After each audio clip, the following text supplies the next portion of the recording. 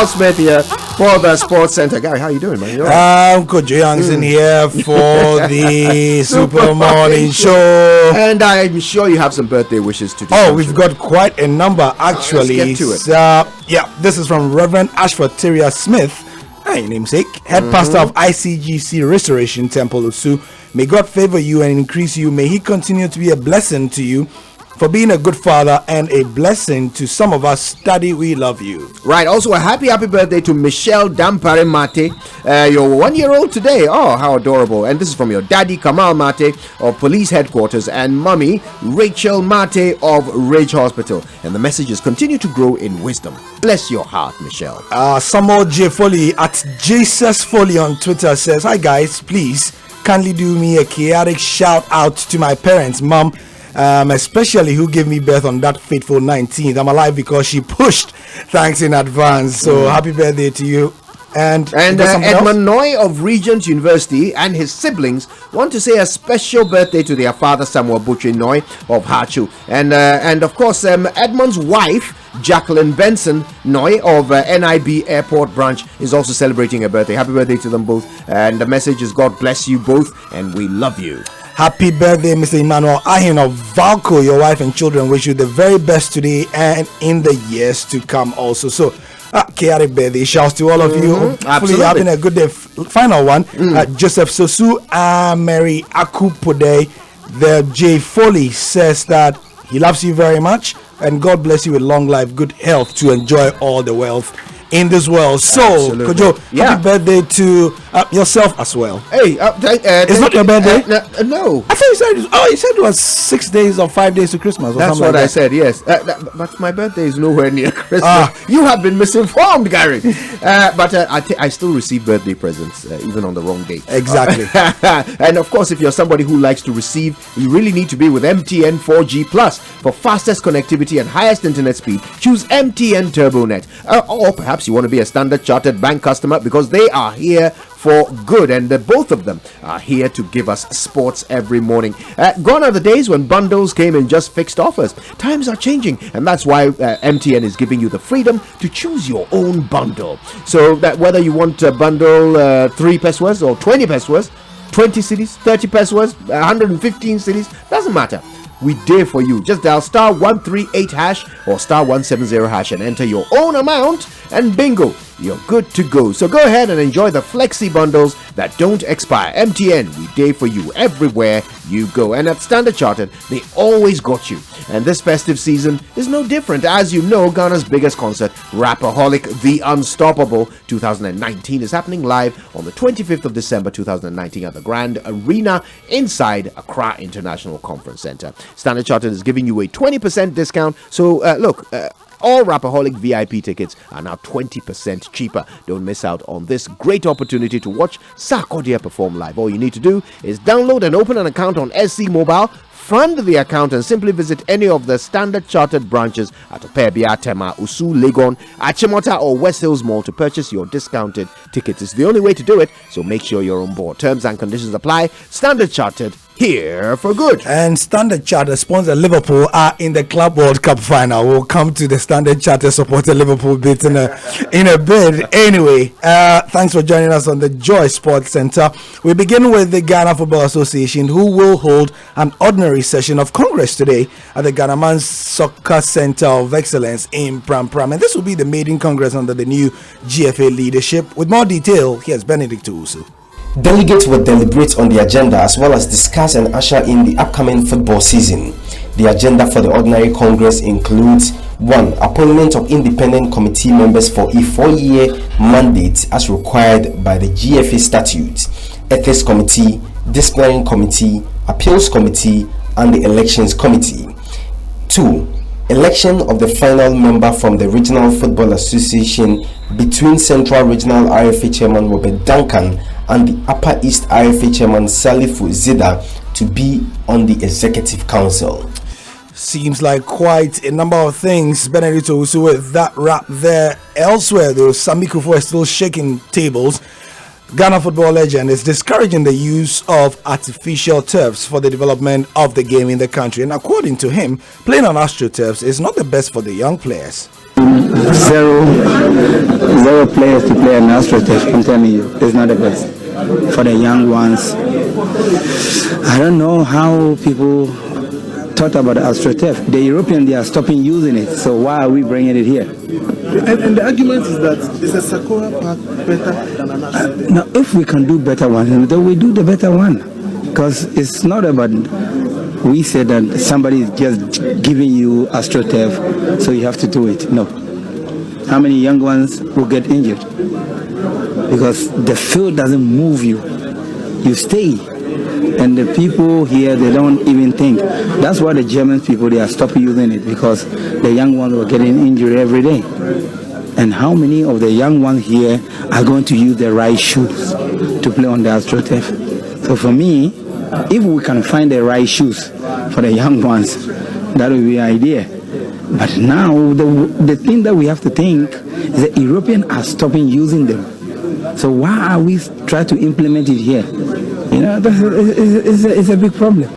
Sami Kufuor is right and wrong at the same time. He is right when he says that in Germany, the use of AstroTurfs is declining, but across Europe, the research does not agree. Many European countries are still not agreeing on the use of AstroTurfs and whether it's good or not. So it's a debate that will continue raging. However, more local news, and former Black Queens coach Yusuf Basigi believes coaches in the country have been prepared well for the upcoming season. In a recent coaching seminar organized by the Ghana FA, the Premier League, the Division 1 and the Women's Elite Club coaches were taken through modern trends of the game.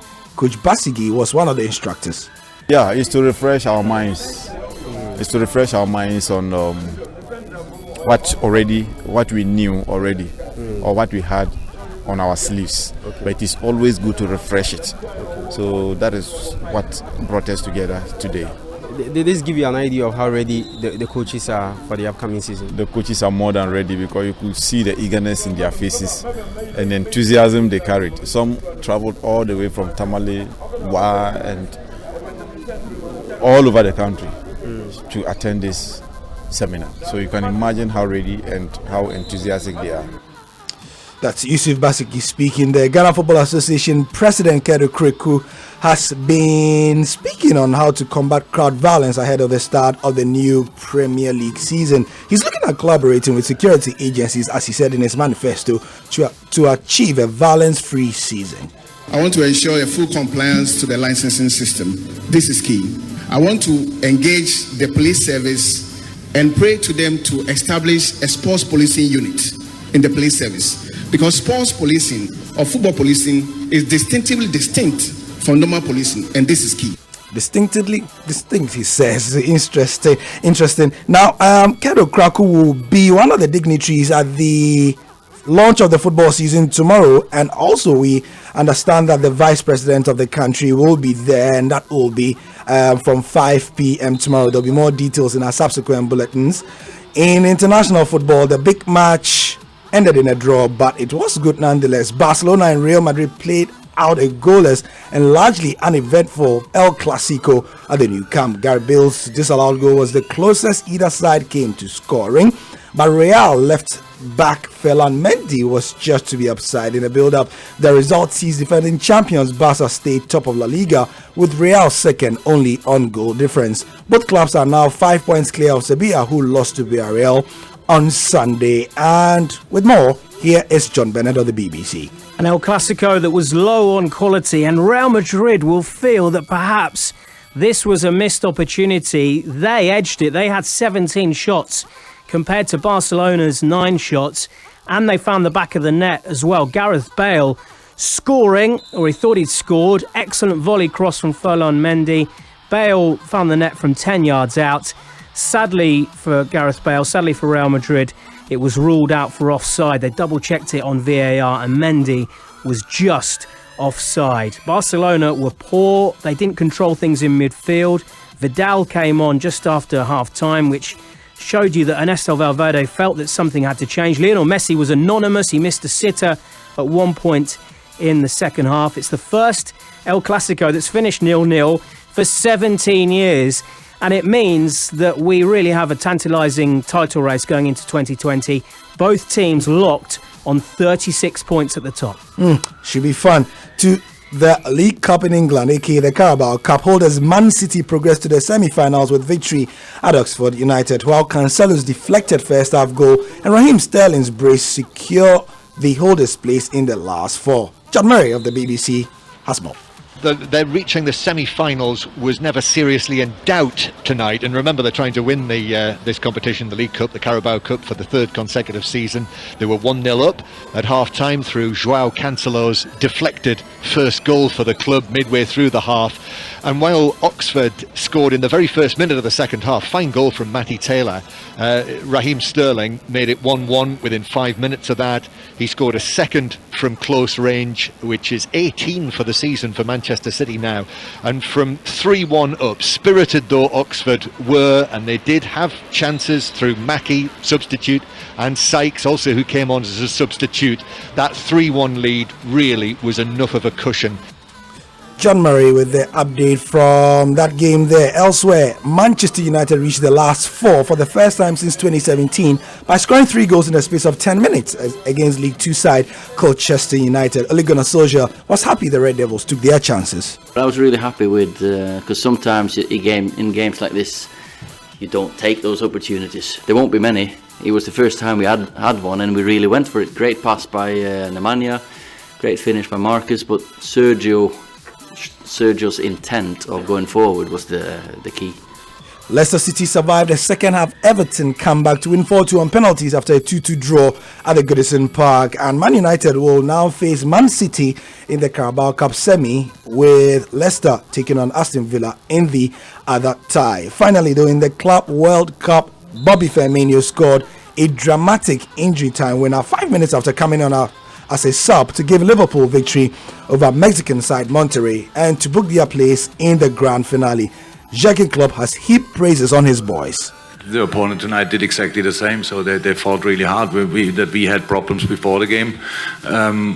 We knew that we will have some problems in the game, was clear as well. But I really think the boys did exceptionally well, because we had so many strange things. It was the most offensive midfield I probably ever lined up in a competitive game. Then Hendo and Joe Gomez together as a centre half pairing. Hendo's first time as centre half. What a game! So we controlled the game for a long period.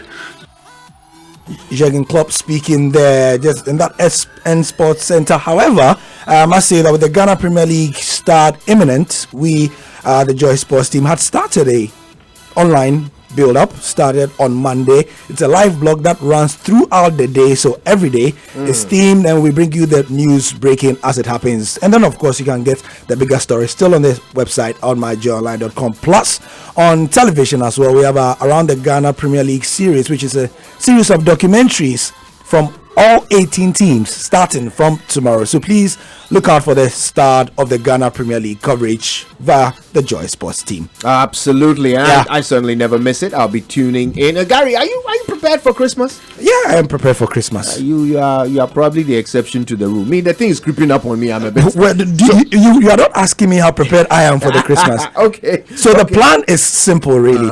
Be as home as long as possible, for as much as possible, for as many hours as possible. So basically, avoid Christmas. Avoid Christmas. All right. Well, Paul Kofi Mante is going to give us some tips on how you could probably get into the game and have a merry Christmas, whatever your budget may be. In fact, we want to hear from Paul as quickly as possible. Is that Paul? Yes, this is Paul. Paul Lambantem. How Chinese come Paul? I will be hearing Paul. More from Paul Mante, who happens to be my APSU colleague. Sharp. More from Paul at the moment, and of course the group. We will move to the group, but you know what? I want our dancing today to be a celebration of the fact that we figured out how to chop Christmas well. So we'll hear from Paul first, and then the group. That's all to come. Stay tuned.